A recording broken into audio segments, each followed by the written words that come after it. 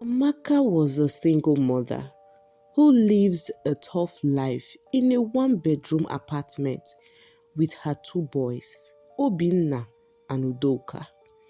She had long lost her husband the same day she gave birth to her last son, Obinna. He was taken down by a hit-and-run driver. Since that day, life has not been easy for Amaka. Her days were a grueling cycle of long hours at work. As a waitress working at a bar, she would rush to pick her kids from school, cook their meals, and clean up their never-ending mess in their small apartment. She loved her boys deeply, but the constant demand of being a single mother with no help left her stretched out, both physically, emotionally, and financially. Amaka was seen sitting at the principal's office one day, looking so ashamed of herself as the principal began. "Miss Ebele, please, you have to try and do something about it. I know it's not easy being a single mom, but sometimes fate just have something else planned out. These boys are behind in their academy, and that may be because you don't read with them at home and don't check their books and help them with assignments. They come to school every day looking unkept. Their class teacher said they complained every day about stomach pain and hunger." "What is going on, Mrs. Ebele?" he asked. "Nothing, sir. I'm trying my best and I promise to do better," Amaka replied. One late evening, after another exhausting day, Amaka finished from work and went to carry her sons from school. With not enough money for transportation, she told them to trek home. Soon, the boys started complaining on their way home from school. "Mom, we are hungry," Obinna whined. "Why do we always have to walk home? I am tired," Udoka added. "Mama, why are we so poor?" Obinna asked, standing at the road path, waiting for his mother's response. Overwhelmed and frustrated, Amaka snapped at the kids. "I am tired of both of you complaining every day. I do my best to provide. I work long shifting hours just to make you comfortable, and yet nothing is working. I just want to rest. Stop asking me unnecessary questions and let me rest. I just want to trek home in peace. I wish I could have a break." She rested her back against the trunk of an old twisted papaya tree in front of an abandoned house on the lonely road and began to cry. "Just give me peace," she whispered through her tears. "We are sorry, Mom. We are really sorry," they said. As the cool evening air shifted unnaturally around her, Amaka wiped her face, took her son's hand, and hurried home. That night, after they had eaten and gone to bed, Amaka found herself standing alone at a strange dusty path. Looking around, Amaka found a strange black shadowing figure standing a bit far from her, its pale face illuminated by the dim porch lights nearby. "Who are you?" Amaka asked, her voice trembling. "I am the messenger of death," the figure replied calmly.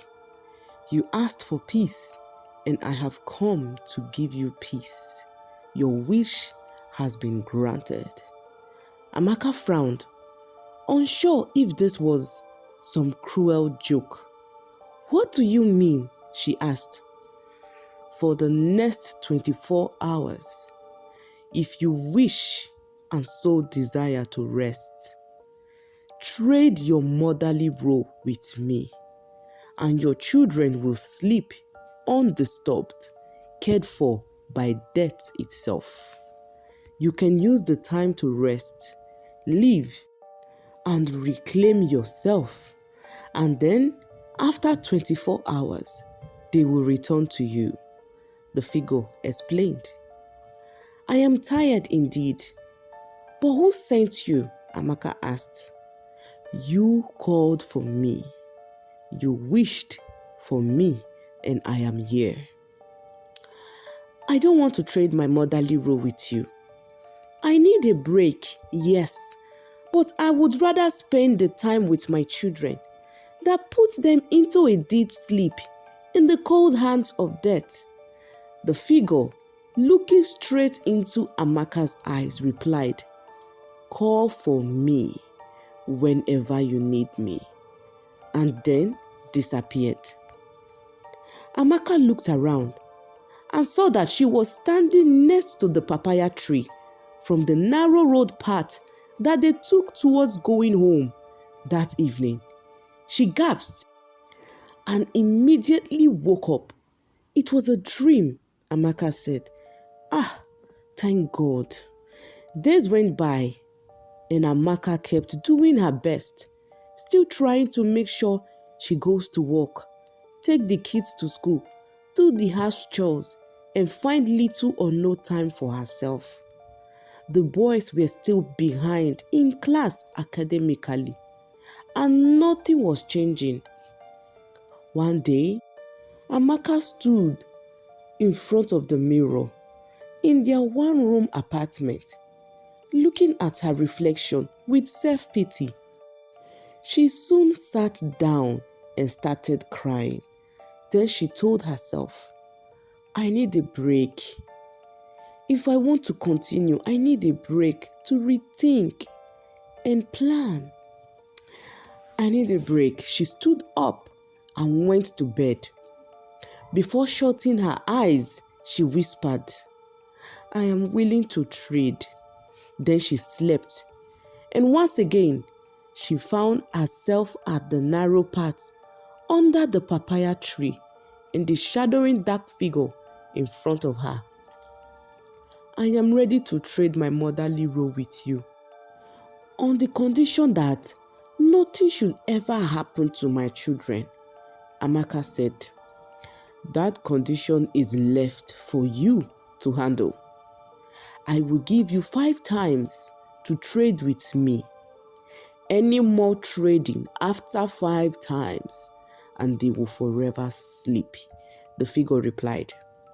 Don't worry, it won't be more than 5 times. I just need to use the time in taking care of them to plan something better for us. I should be done before the 5-time trade mark, Amaka said. Give me your first trade. How long do you want them to sleep? The figure asked. 3 days. I just want to go in search of a better job for us, Amaka replied. Granted, you have 4 trade left, said the figure. Amaka woke up from the dream that night as Obi and Udoka fell into a deep, unnatural slumber. Amaka watched them sleep as her worry was replaced with relief. The next day, for the first time in years, she had no responsibilities. She slept in, ate a warm meal without interruptions, then went out in search of a new job, where she met a wealthy young man called Azuka, who owned a big shop as a car dealer with boys working for him. Her hunt for a new job wasn't successful, but she didn't give up. She exchanged contact with Azuka, and the two started talking. Amaka forgot about her goals and plan and started paying more attention to Azuka, who then became her boyfriend. She even went on a date with him. And whenever she returns, her boys will wake up as if nothing had happened. Excited by her newfound freedom, Amaka went back to sleep and called on the messenger of death again, asking for another 3 days. This time, she partied with her boyfriend Azuka and his friends. Finally feeling alive, it became a pattern.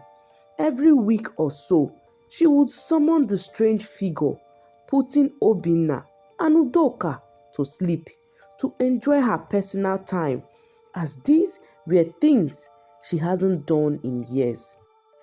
Neighbors began to notice her boys' prolonged absence. Where are the kids? They would ask. Amaka would lie, saying they were visiting their grandmother. But the truth was far darker. One day, Amaka asked for a 2-week break. The messenger of death warned her. The longer they are in death's care, the higher the price you will pay. If not careful, you have one more trade, Amaka. Be wise, he whispered. Amaka dismissed the warning. They will be fine. Just give me the break. I am meeting with my new in-laws and I don't want them around. For 2 weeks, Amaka lived with her boyfriend Azuka as if she had no children. When she finally returned, she started thinking about her newfound life and how happy she has been this past few months. I feel young again, she began. I feel alive and more happy, not stressing over kids and the responsibilities that come with training them. It's a lot. It feels too good to be true. And I love my boys, no doubt. But I think my mom will take it from where I stopped. I need to start afresh with Azuka. After all, he doesn't even know I have kids. I will tell him about them, but not now.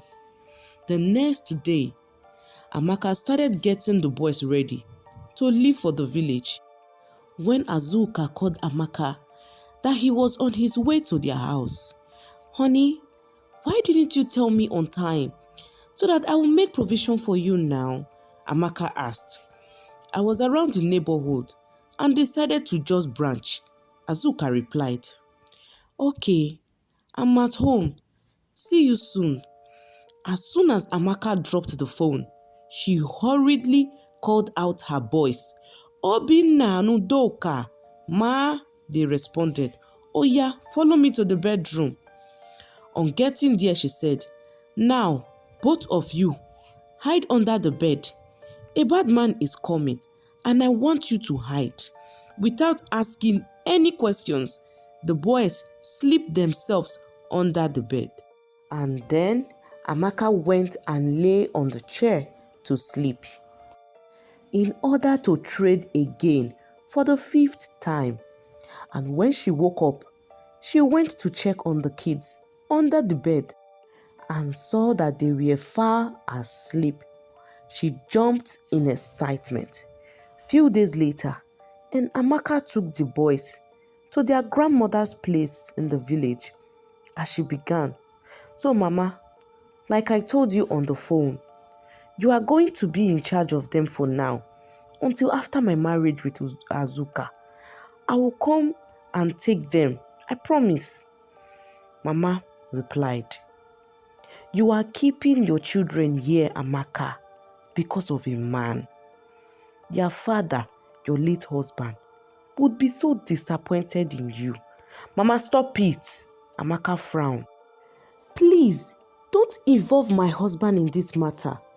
Do you know how I suffered to raise these boys on my own for years? I said I will come back for them. It's just for a while. Please don't annoy me. Good night, Mama. She stood up and went inside to sleep. The next morning, Amaka was yet to wake up, and she was supposed to return back to the city that morning. The mother sent the boys to go wake their mom. She was still far asleep, her face pale and her breathing shallow. Her mother tried waking her, but she couldn't stir. Mama quickly ran out to go and fetch the village herbalist. Amaka, on the other hand, saw herself walking in circle around the narrow road in her sleep. She turned to the figure. "You have been there staring at me, even though I didn't summon you. Please, help me wake up. I want to wake up. I think I have overslept." "You were warned," the figure said coldly. "Motherhood is not a burden to cast away when it pleases you. You have taken my kindness for granted. For your selfishness, your soul now belongs to death." Amaka fell to her knee, sobbing and begging the figure for mercy. "How could you do this?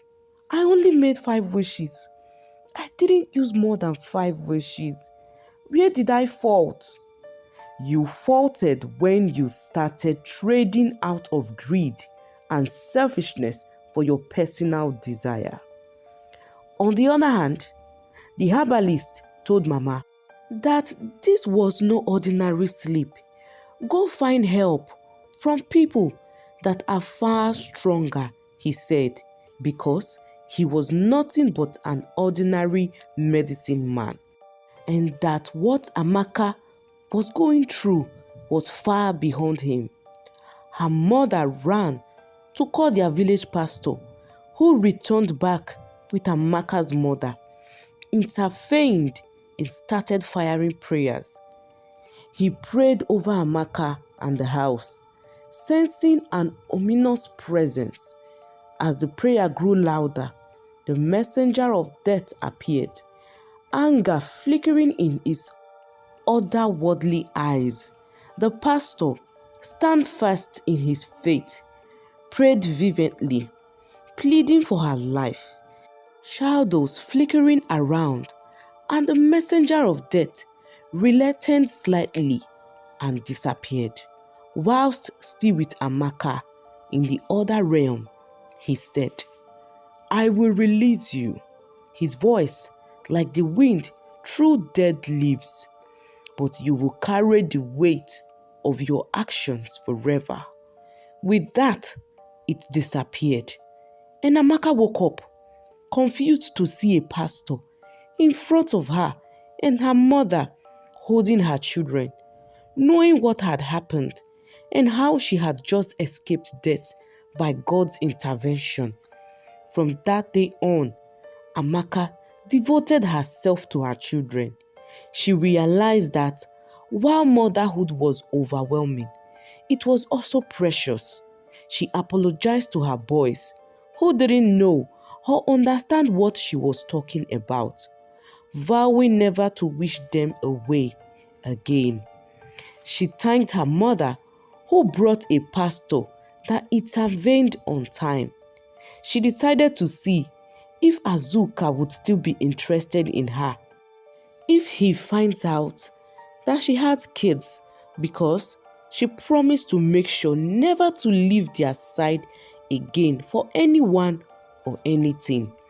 And to her surprise, Azuka accepted to marry her and father the children, telling her that he knew she had kids and was waiting for when she would tell him or introduce them to him. Amaka and Azuka later got married a few months down the line.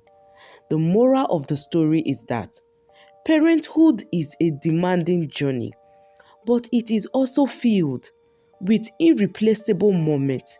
Seeking help and support is natural, but abandoning the responsibilities for selfish desires can lead to consequences far worse than temporary exhaustion. Appreciate the gift in your life, even during the hardest moments. Hey guys, I hope you love and enjoy this story. Please don't forget to like, share, and comment. Let's engage about the story. What did you learn from this story? And hope to see you next time with another amazing story. Bye for now.